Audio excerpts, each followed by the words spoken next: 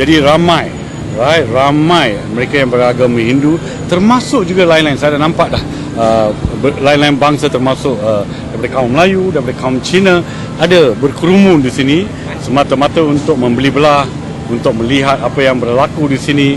So ini bermakna kita sebagai pegawai polis yang diamanatkan untuk menjaga ketenteraman awam di bawah Seksyen 3 Bracket 3 Akta Polis, kita telah salah satu adalah untuk mengadakan high profile policing, untuk membuat walkabout di sini.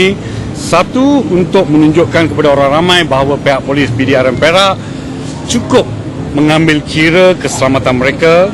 Yang kedua, untuk menunjukkan omnipresence polis dan untuk meningkatkan lagi silaturahim di antara polis dengan peniaga-peniaga, dengan orang-orang rakyat di sini.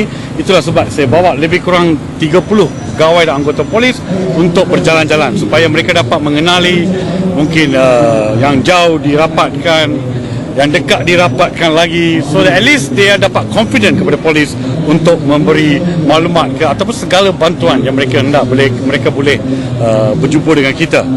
Juga OCPD Ipoh di bawah Tuan Sam, Assistant Commissioner Polis Tuan Sam, telah mengambil langkah-langkah kehadiran polis sejak bermulanya aktiviti di Little India ni. Antara langkah-langkah yang telah diwujudkan adalah operationalize pondok polis yang ada sana ini. Bermakna polis sentiasa akan berada di pondok polis supaya orang ramai lebih confident apabila ada kehadiran polis, mereka lebih confident. Tambah kepada operationalization pondok polis ini, Tuan Sam juga telah mengkerahkan dua LSF untuk sentiasa berada di sini, terutama sekali waktu malam, sebab inilah masa-masa ramai orang yang akan datang sini, supaya mereka menunjukkan police presence. Bila menunjukkan police presence, maka you tahulah orang-orang yang tidak diingini ataupun kegiatan-kegiatan yang tidak diingini dapat dielakkan, dan orang-orang yang kita ada dalam senarai kita untuk ditangkap boleh dikesan dan ditangkap. Itu that's the operation pondok. And then mengadakan LSF. Selain daripada itu, kita juga telah menggerakkan pegawai dan anggota-anggota polis, especially mata gelap, dalam pakaian preman untuk bercampur dengan orang-orang yang datang ke sini untuk mengesan aktiviti-aktiviti yang tidak diingini. Setakat hari ini kita belum ada apa-apa tangkapan.